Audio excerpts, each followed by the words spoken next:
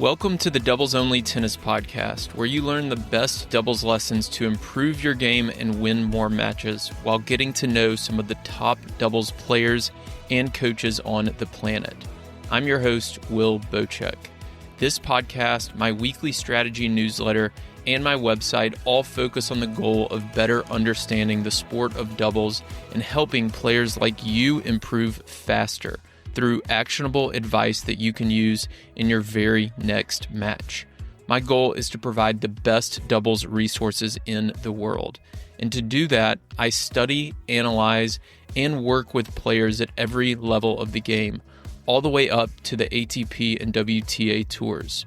If you enjoy this podcast, consider becoming a Tennis Tribe member to go even deeper and take your doubles IQ to the next level. Members get access to premium podcast episodes, weekly video lessons, monthly strategy webinars, courses, ebooks, gear discounts, and a lot more. Go to thetennistribe.com/memberships to see all the benefits and sign up. Here's today's episode. Hey everyone, welcome to the show. It's been a while since I've done one of these episodes, but we are going to answer some member questions today. So this is going to be a member episode. I'm going to answer 6 different questions.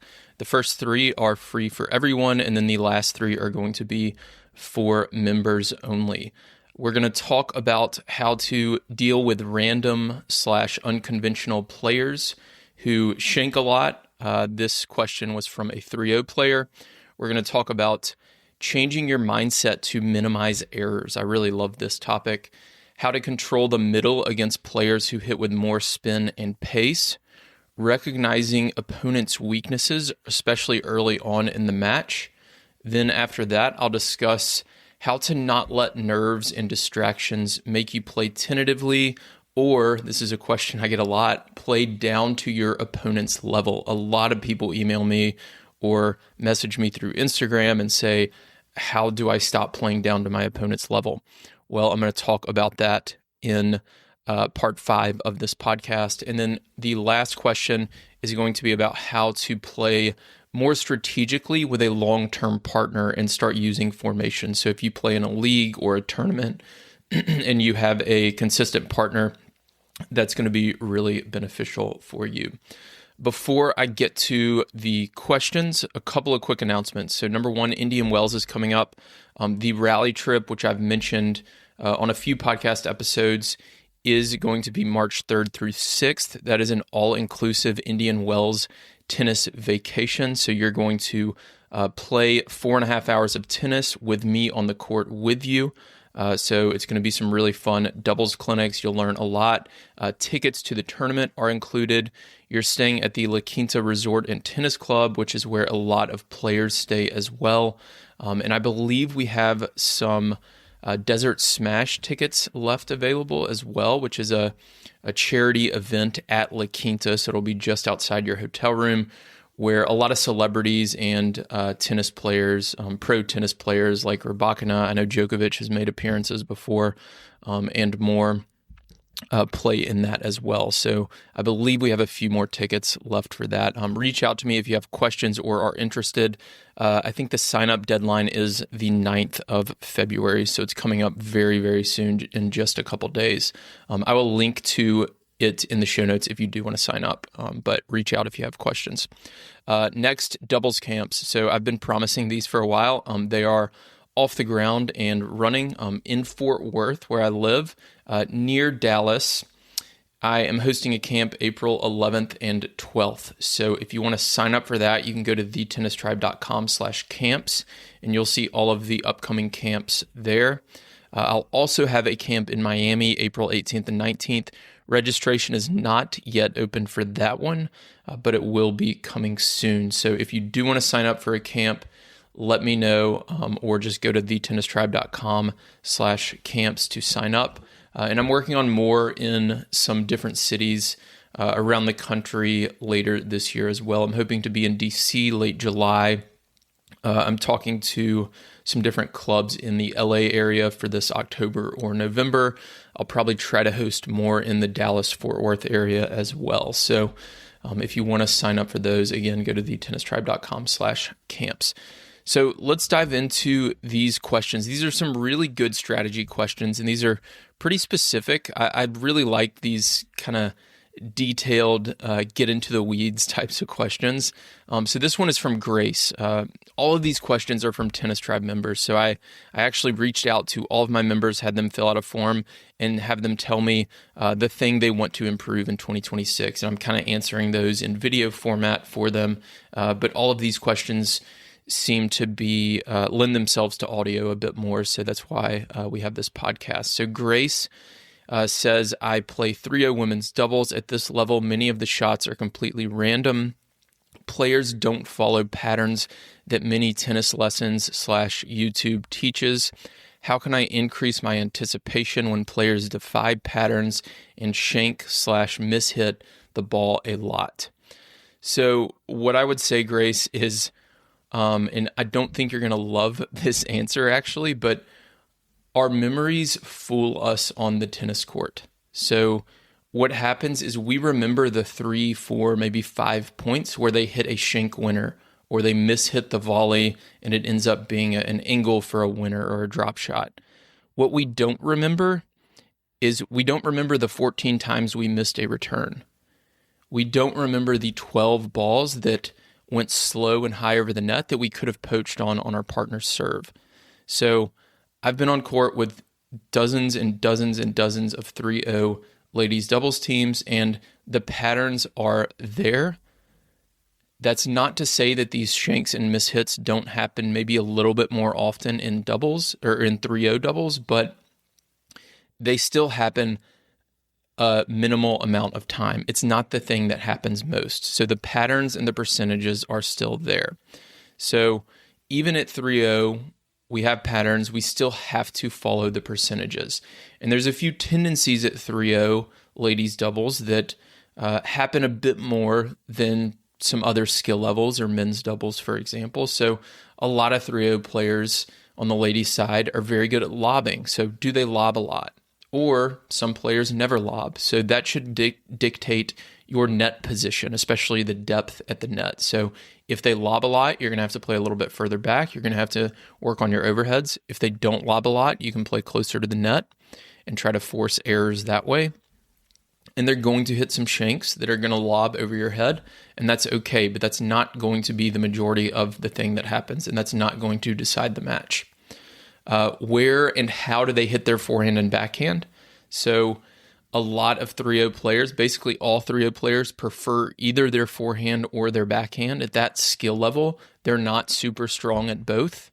So figure out which one's weaker, and also figure out where they like to hit each one. So a lot of deuce court players at the 3-0 level, for example, only like to hit their forehand cross court. A lot of ad court players only like to hit their backhand cross court. So how can we make them hit it down the line? We can adjust our positioning. We can move differently at the net. And they'll beat us down the line some. They'll even shank some winners down the line. But over the long haul, we're going to win the majority of those points. So we give up some of those shanks. We give up some of those winners. We give up some of the mishits to take a bigger piece of the pie, which is those balls that are going across the middle that we can poach on. We want to focus on returns, on serves, on those first shots after that. You will lose some of these points off mishits. Again, that's okay. It's going to happen a minimal amount of time. The other thing we have to remember is we lose a lot of points in tennis. So if you heard, and I've talked about this before on the podcast, if you heard the Federer speech at a college, this was probably 5 years ago, maybe more, where he said he's lost 46%. He's only won 54% of the points he played in his career, and he's one of the best players of all time. That means if we're playing an 11-pointer, if we can win 11 and give the opponent 9 points, that's a very close 11-pointer. But you're going to win 90% of those matches if you win 55% of the points. So you're going to lose a lot of points in tennis. You just want to focus on that 55%. Focus on the things that happen more often. And the shank winners and the mishits are not the thing that happens most often at any level. Usually those shanks go out or in the net. So with all of these questions, I have a challenge for each of you. The idea behind this was to create a challenge for the members to get them to actually change something in their game on the court. So the challenge for you is really twofold. There's two different aspects to it here. So number one is after each shank or low percentage shot where you feel like they didn't follow a pattern and they defied the patterns and they mishit the ball and you lost the point, I want you to ask yourself, out of 10, how likely is that shot to go in? So was that a 3 out of 10 shot or was that a 7 out of 10 shot? If they're hitting it off their frame, it is a 3 out of 10 shot, probably a 1 out of 10 shot, because a 3-0 level player can't hit it consistently in the sweet spot of their strings. Your frame is even smaller, so they're not going to be able to consistently hit their frame for winners. So after each one of those, just ask yourself and almost tell yourself, look, that was one of the 3 out of 10. We're going to give that one up. I'm more worried about the returns, the poaches, the high percentage plays. And then another challenge, this one's a bit more actionable because that first one was a little bit more mental, something you have to remind yourself of. So get a pen and paper, get a notepad, and keep it in your tennis bag, and do the same thing on changeovers. And write down for each game, I win that game X out of 10 times. So it could be 6 out of 10 times. It could be 5 out of 10 times. Maybe it was a really long deuce game. It could be 10 out of 10 times. Maybe we held serve, won 40 love, and it was a very easy game. But maybe they hit 2 lines, they got a lucky net cord, and that's why we lost that game. So I probably win that game 6, 7 out of 10 times, even though I lost it, because they hit the line twice, which is not common at the 3-0 level. That's a low percentage shot, and they got a lucky net cord or 2. That's also just unlucky. So we're going to win that game 7 out of 10 times. And at the end of the match, you can review that, and you'll have maybe 20 different lines where I win that game 3 out of 10, I win that game 6 out of 10, I win that game 5 out of 10. And you can review that, and you want to consistently be obviously above that 5 out of 10 mark. And you have to be honest with yourself about this stuff, okay? We have to not allow our memories to fool us, to kind of circle back to the beginning. We have to remember that most of the shanks are going to go out, most of the mishits are going to go out, and we need to worry about the things that happen most often. So get that pen and paper, put it in your bag, and write that down on changeovers, review it after the match.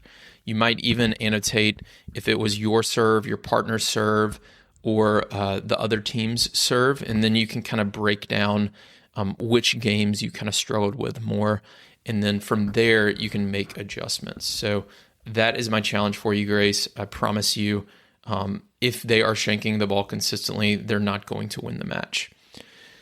So let's move on to the second question here. This one's from Angie. She says, I want to be more patient in points and minimize errors generated. I have a tendency to rush and try to end the point because I can generate pace off a slow ball, but often I'm overexcited and end up dumping it into the net, trying to focus on form and technique instead of pace and power.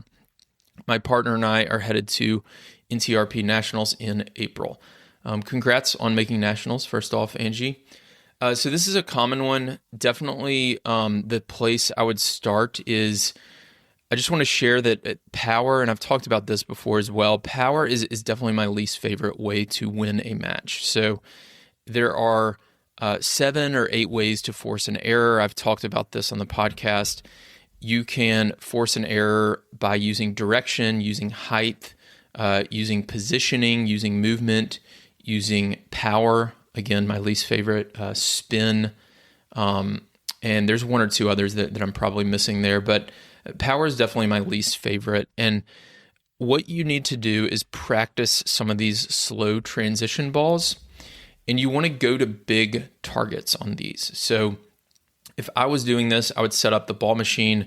Let's say I'm a deuce court returner. I would set up the ball machine in the deuce court on the other side of the net, or have a coach feed balls to me that are a little bit slow. I want these balls to land inside the service box, have them go high over the net, basically like an approach shot. This is kind of my understanding of your question and what you're talking about. And I'm going to aim right back at the ball machine. I'm going to go right back deep in the deuce court, in the singles court. And if your tendency is to miss in the net, I want you to really focus on height. We had a high school player actually last year who was struggling with this on his forehand. He liked to hit his forehand really big, but it was pretty flat and he didn't have a lot of height on it. So he had too many net errors.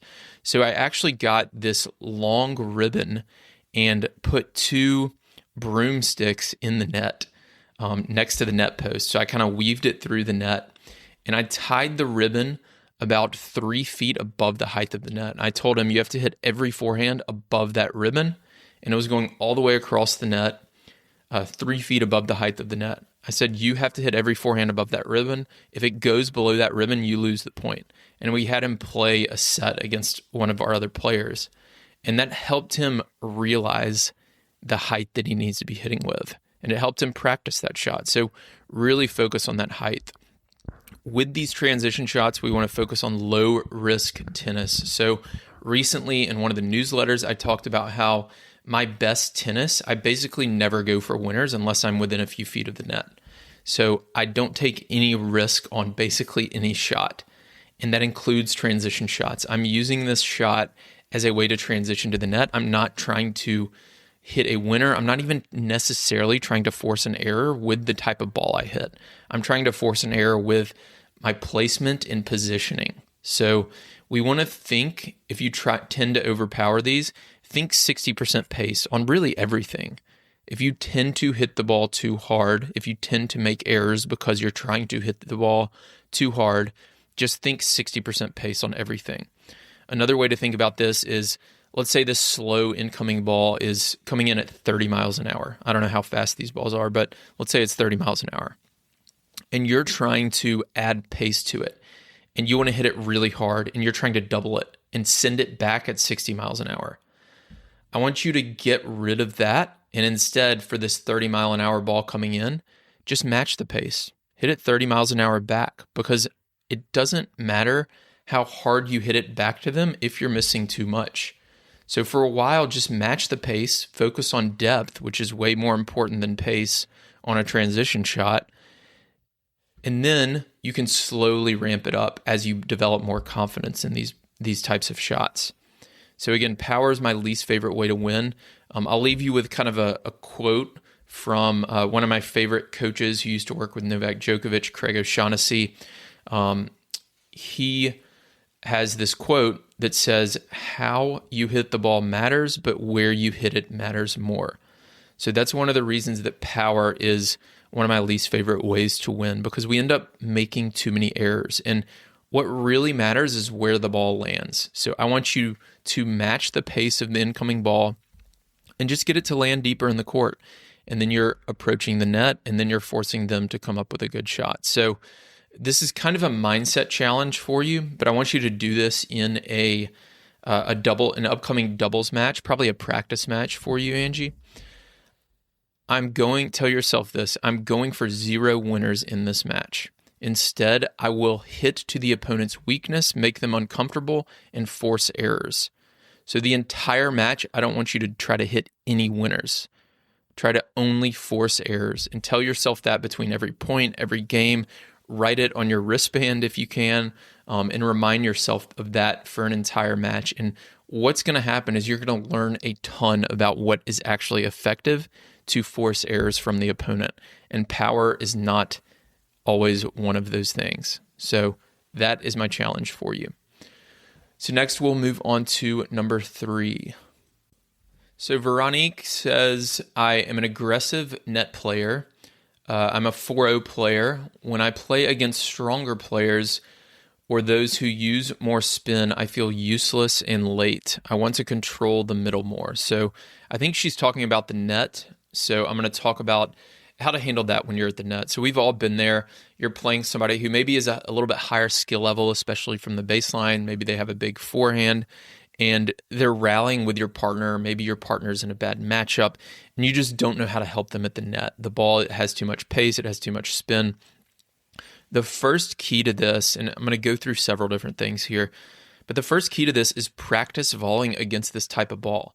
One of the best ways to do that is with a ball machine. So when I'm practicing with a ball machine, I always ramp up the pace, or in your case, Veronique, maybe the spin. So maybe you're going for a ball that's higher over the net, but it's got a lot of pace and it's a very heavy ball. It's very difficult to handle. I'm always trying to ramp up these characteristics of the incoming ball to where it's a little bit uncomfortable for me. So I want to feel a little bit nervous at the net when I'm practicing my volleys against the ball machine, because I'm trying to expand my comfort zone. So I want you to practice this with a ball machine, or if you have a coach, they can feed this as well. It's a little bit more difficult to feed a heavy ball with a lot of topspin, but some coaches can do it. So if you have a coach with a basket of balls, you can do that as well. One of the other things that you have to do, so first off, practice the shot. Second, you have to have courage to go anyways at the net, even when you feel uncomfortable, even when the ball is moving with a lot of pace, a lot of spin, the opponent has a big forehand.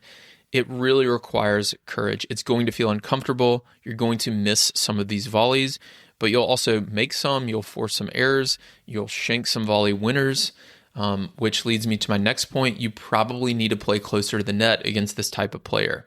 So if they're hitting the ball fast, if they're hitting it with a lot of spin, that means it might be dipping. If you're a little bit too far back, it's going to dip a little bit lower.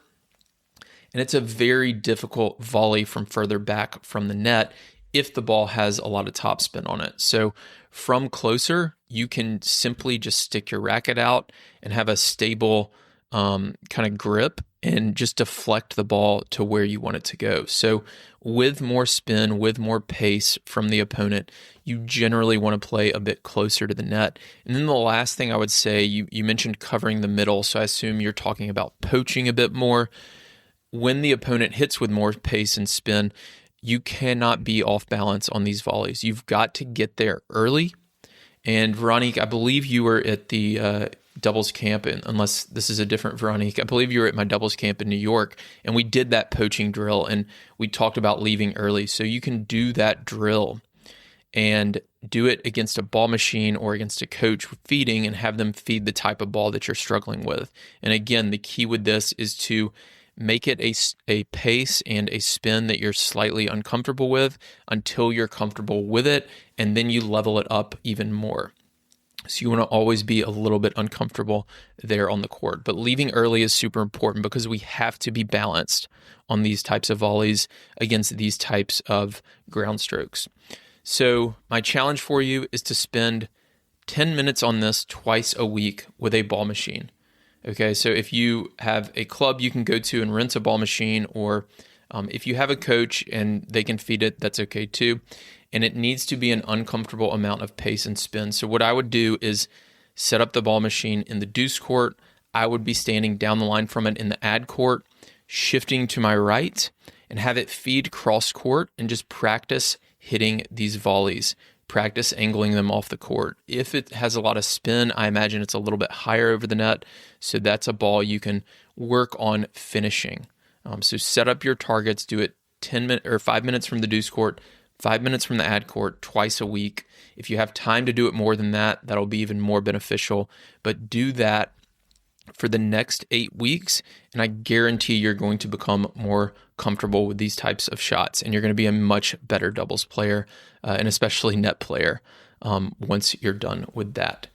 So next, we're going to move into the member section. So if you are a member, then be sure to check out the member podcast feed. If you're not a member, you can sign up in the show notes. I'll link to thetennistribe.com/memberships.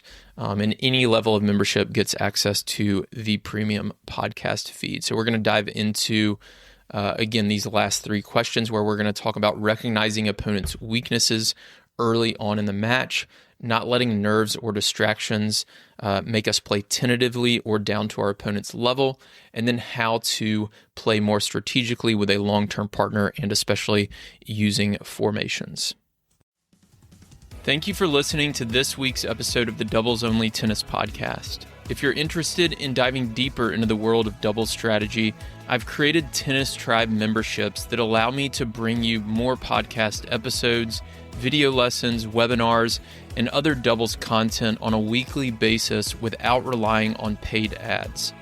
The lessons inside the membership will help you better game plan with your partner, optimize your practices, and become the smartest player on the court. Go to thetennistribe.com/memberships to learn more and sign up.